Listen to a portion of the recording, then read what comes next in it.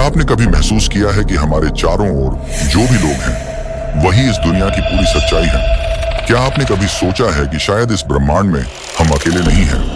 और मैं सिर्फ एलियंस की बात नहीं कर रहा। हमारे बीच भी ऐसे लोग हैं जो इंसान तो हैं लेकिन हमारी तरह नहीं। उनकी सोच, उनका जीवन, उनका उद्देश्य सब कुछ हमसे बिल्कुल अलग है।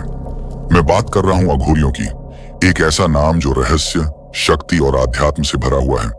अघोरी एक ऐसा शब्द जो सुनते ही रोमांच और डर दोनों पैदा करता है। जब मैंने पहली बार इनके बारे में जानना शुरू किया तो लगा कि सब कुछ समझ गया हूँ, लेकिन जैसे जैसे मैंने गहराई में जाना शुरू किया तो समझ में आया कि मैं अब तक बस सतह को ही छू रहा था।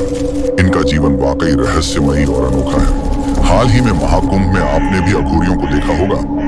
उन पर राख लगी होती है, वे श्मशान में रहते हैं, तंत्र मंत्र करते हैं और आपके मन में भी जरूर सवाल उठे होंगे, ये लोग आखिर करते क्या हैं? क्यों इनका जीवन इतना अलग है? तो चलिए आज इन रहस्यों से पर्दा हटाते हैं। अघोरी वो होते हैं जो भगवान शिव के सबसे रौद्र और तांत्रिक रूप भैरव की साधना करते हैं।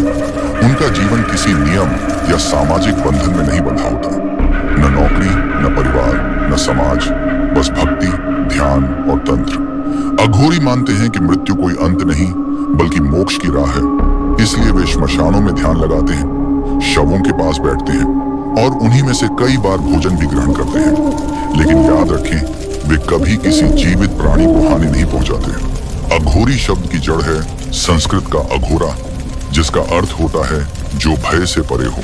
यही तो इनकी पहचान है, डर को पार करना, मृत्यु को स्वीकारना और माया से पूरी तरह मुक्त होना। इतिहास में भी अघोरियों का उल्लेख मिलता है। बाबा कीनाराम 17वीं सदी के एक महान अघोरी संत, जिन्होंने इस परंपरा को एक नई दिशा दी। उनका मंदिर आज भी वाराणसी में मौजूद है। अघोरी और नागा साधु में फर्क भी है। नागा शस्त्र और योग पर ध्यान केंद्रित करते हैं, जबकि अघोरी तंत्र और मृत्यु के रहस्य को साधना का माध्यम बनाते हैं। तो क्या हम उनसे कुछ सीख सकते हैं? क्या हम भी माया से ऊपर उठकर सच्चे आत्मज्ञान की ओर बढ़ सकते हैं? ध्यान, साधना और भक्ति के रास्ते पर चलकर क्या हम भी उस शांति को पा सकते हैं जिसकी तलाश में हम भागते रहते हैं? आपका क्या मानना है? नीचे कमेंट्स में जरूर बताएं। धन्यवाद।